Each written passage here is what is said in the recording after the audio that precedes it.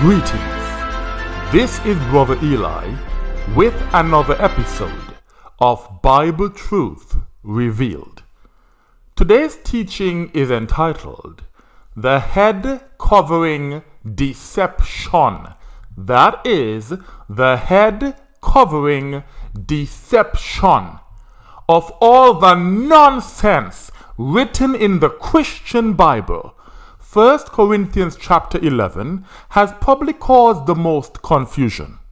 After reading it, many Israelite men and women are left puzzled about whether they should cover or uncover their heads when praying or prophesying.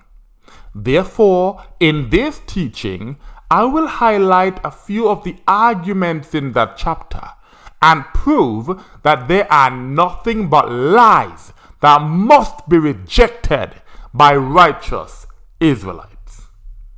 1 Corinthians chapter 11 verse 4 in the King James Version of the Christian Bible says this: Every man praying or prophesying, having his head covered, dishonoreth his head. So many Israelites believe that if a man were to pray or prophesy with his head covered, he is dishonoring his head. Now let's check that in the Holy Scriptures, which Christians call the Old Testament, so I can demonstrate that that is a lie. Exodus chapter 28 verses 2 to 4. Exodus chapter 28 verses 2 to 4, and I will be reading from the Brenton Septuagint translation. It says, And thou shalt make holy apparel for Aaron thy brother, for honor and glory. So 1 Corinthians 11 says, if a man prays or prophesies with his head covered, he is dishonoring his head. But now we're learning that there is holy apparel that Aaron the high priest should wear for honor. If this apparel includes head covering, then we are demonstrating that it's the opposite of what we've just read in 1 Corinthians chapter 11, verse 4. Verse 3 says, And speak thou to all those who are wise in understanding, whom I have filled with the spirit of wisdom and perception. And they shall make the holy apparel of Aaron for the sanctuary, in which apparel he shall minister to me as priest. Now, part of Aaron's ministry is to pray for and prophesy to the children of Israel. And he must wear this holy apparel while doing that. Those people who are wise in understanding, who are filled with the spirit of wisdom and perception, were commanded to make the holy apparel for Aaron. Verse 4. And these are the garments which they shall make: the breastplate, and the shoulder piece, and the full-length robe, and the tunic with a fringe, and the tire. Now the tire is a head covering. So the head covering was part of the holy apparel for honor and glory. Aaron was required to wear this head covering while ministering before the Most High God, and that included praying or prophesying. It continues, and the girdle, and they shall make holy garments for Aaron and his sons to minister to me as priests. So not only Aaron the high priest, but his sons would wear the holy garments while ministering before the Most High God, and that includes praying and prophesying. So it's already showing that it is not true that every man praying or prophesying, having his head covered, dishonoreth his head.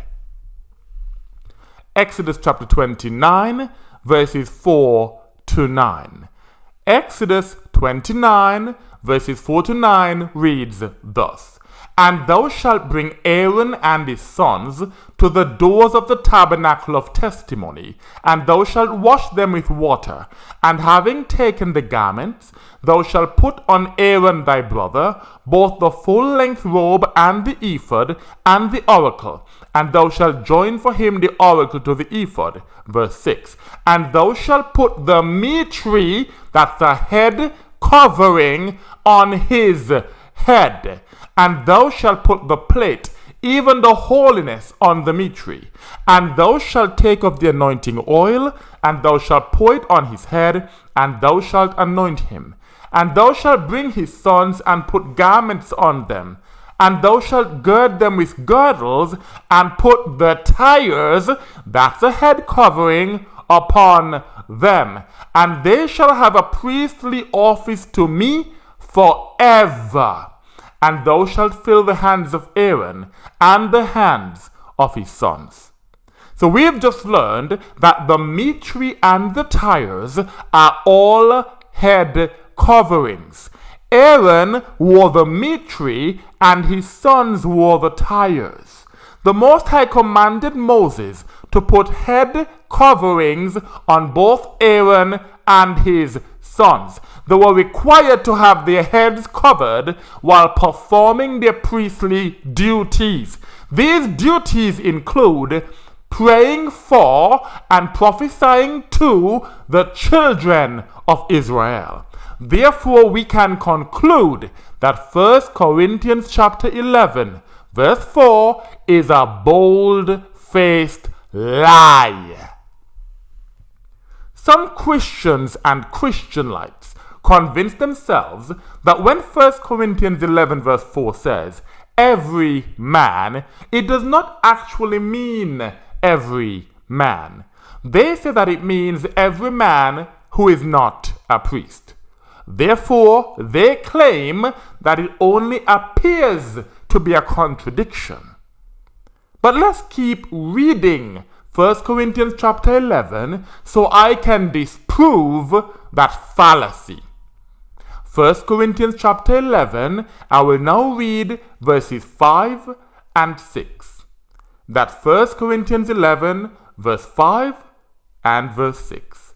But every woman that prayeth or prophesieth with her head uncovered dishonoreth her head, for that is even all one as if she were shaven.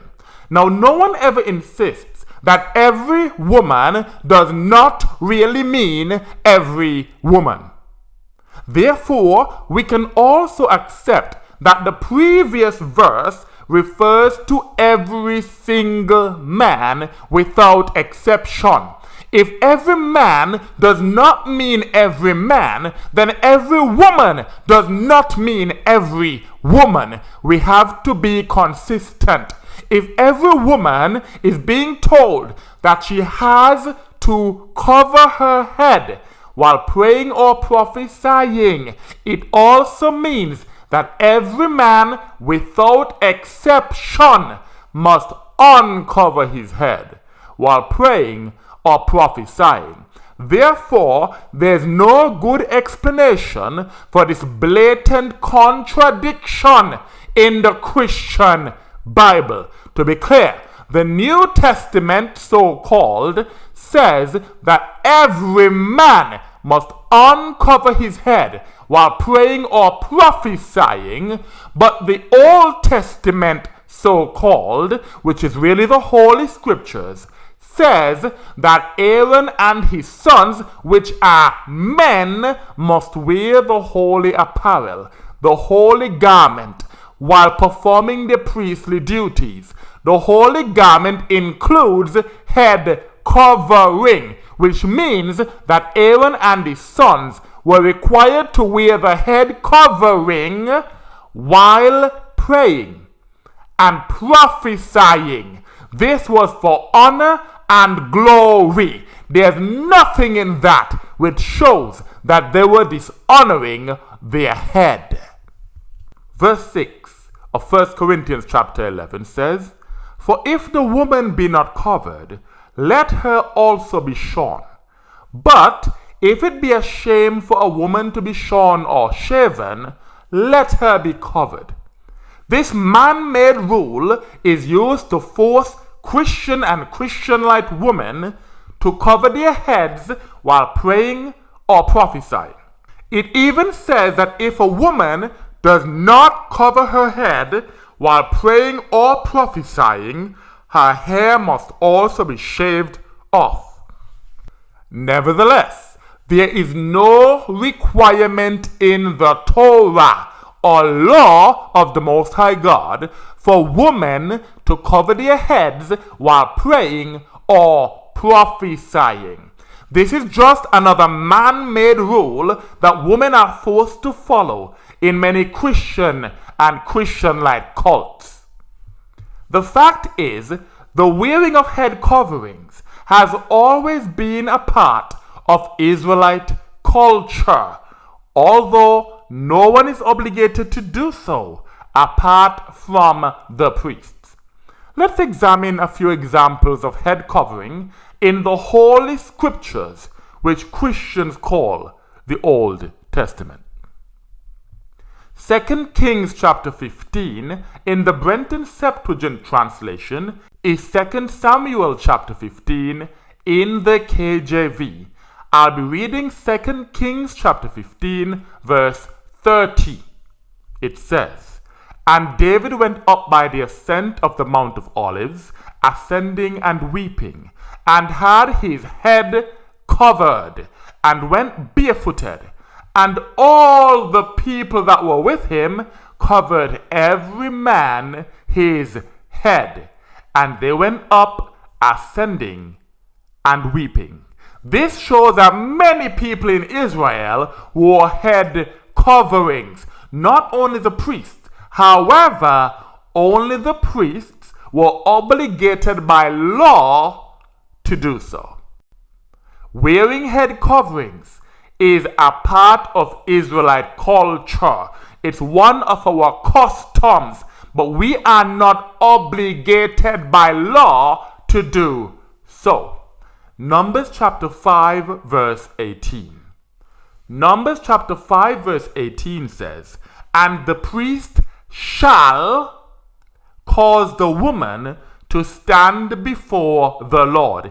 This is talking about a woman whose husband suspected that she might have been unfaithful to him. So this is the law of jealousy. The priest shall means the priest is required to. The priest must cause the woman to stand before the Lord. The word shall tells us the priest has no choice in the matter. It continues, "And shall uncover the head of the woman." So the priest has no choice but to uncover the head of this married woman. This means it can be taken for granted that this woman's head would have been covered. The priest cannot uncover her head if her head was not covered. If it was not Israelite custom for married women to wear head coverings, this would have said, if the woman's head is covered, the priest shall uncover her head. But there's no if. This is a requirement, which means it is expected that this married woman would have had her head covered, and now the priest shall remove that head covering from the woman. It continues, "And shall put into her hands the sacrifice of memorial." So that's another requirement on the part of the priest. The sacrifice of jealousy. "And in the hand of the priest shall be the water of this conviction that brings the curse." It should be clear from this verse that married women were expected expected to wear head coverings. This is an Israelite custom, but not a legal requirement. Therefore, if a married Israelite woman chooses not to wear a head covering, she is not breaking the law of the Most High. She is simply not following the Israelite custom. To be perfectly clear, there is no law that says that a married woman must wear a head covering. Judith chapter 10 verses 1 to 3. This is Judith in the Apocrypha chapter 10 verses 1 to 3. It reads thus. Now after that she had ceased to cry unto the God of Israel, and had made an end of all these words, she rose where she had fallen down, and called her maid, and went down into the house, in the which she abode in the Sabbath days, and in her feast days, and pulled up the sackcloth which she had on, and put off the garments of her widowhood. The word widowhood tells us that Judith was a widow. She was not a married woman because her husband had died. It continues, and washed her body all over with water, and anointed herself with precious ointment, and braided the hair of her head, and put on attire upon it. The same type of head covering that the sons of Aaron wore is the type of head covering that Judith put on her head. It's called attire. It continues, and put on her garments of gladness, wherewith she was clad during the life of Manasseh, her husband. So Judith was not a married woman. She was a widow because her husband had died. Yet she chose to wear attire or head covering. This shows that it was not only married women that wore head coverings. Any Israelite could wear head coverings. It was a normal part of Israelite custom. However, there is no law that requires us to do so. It is only the priests who are required to wear head coverings while performing their duties. And these duties include praying and prophesying. Therefore, we can conclude that 1 Corinthians chapter 11, verses 5 to 6 is also a bold-faced lie. 1 Corinthians chapter 11, I will now read verse 14. Verse 14 says, Does not even nature itself teach you that if a man have long hair, it is a shame unto him? This nonsensical statement has confused both Christians and non-Christians for ages, because nature does not teach anyone that it is a shame for a man to have long hair. Let's look at Ezekiel chapter 44 verses 18 and 20 so I can demonstrate that it is not a shame for a man to have long hair. That's Ezekiel chapter 44 verses 18 and 20. It says, And they shall have linen mitres upon their heads. So we are talking again about the priests. They are required to cover their heads, and shall have linen drawers upon their loins. And they shall not tightly gird themselves. Verse 20. And they shall not shave their heads, nor shall they pluck off their hair. This means that the priests were required to have long hair. So the so-called New Testament said that it is a shame for a man to pray or prophesy with his head covered. The Holy Scriptures said that the Most High required Aaron and his sons, the priests, to have their head covered while performing their priestly duties. It was an honor for them to do so. Now we're learning that the so-called New Testament says that it's a shame for a man to have long hair, but the Most High said that these men, the priests, must not shave their heads nor pluck off their hair. We are seeing complete opposites, contradictions in the Christian Bible. It continues, they shall carefully cover their heads. That's crystal clear. The Most High requires his priests to wear head coverings. He also requires them to have long hair. They are not allowed to shave their heads or pluck off their hair. Therefore, we can safely conclude that 1 Corinthians chapter 11 verse 14 is yet another bold-faced lie. The Most High is not against men covering our heads when praying or prophesying. He also does not insist that women cover their heads when praying or prophesying.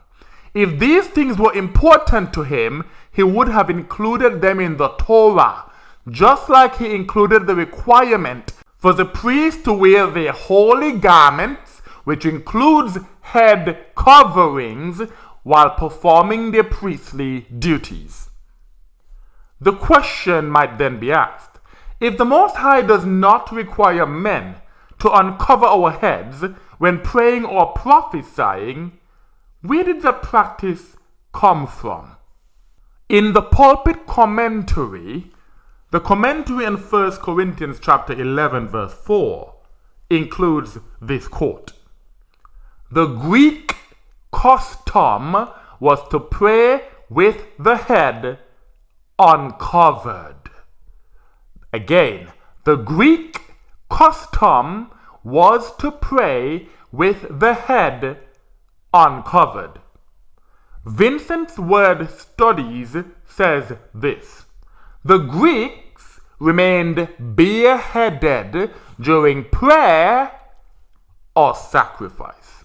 Again, the Greeks remained bareheaded during prayer or sacrifice.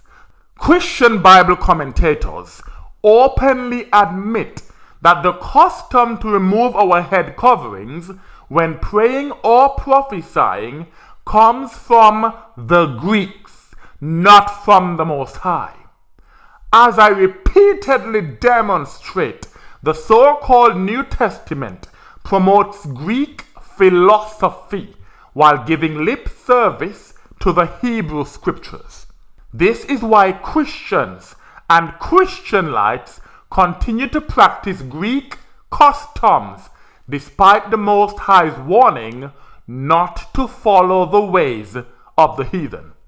For a thorough understanding of this deception, please listen to my teaching entitled, The Epistle to the Hebrews is Greek Philosophy. That is, the Epistle to the Hebrews is Greek philosophy. In conclusion, it does not matter whether we cover or uncover our heads while praying or prophesying, because there is no requirement in the Torah for us to do one or the other. It's only the priests who were required to cover their heads while ministering before the Most High.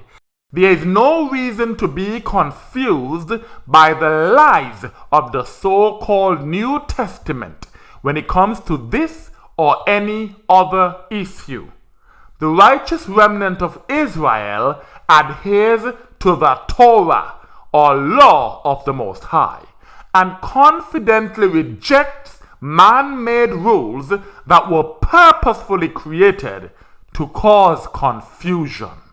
And with that I say, Shalom.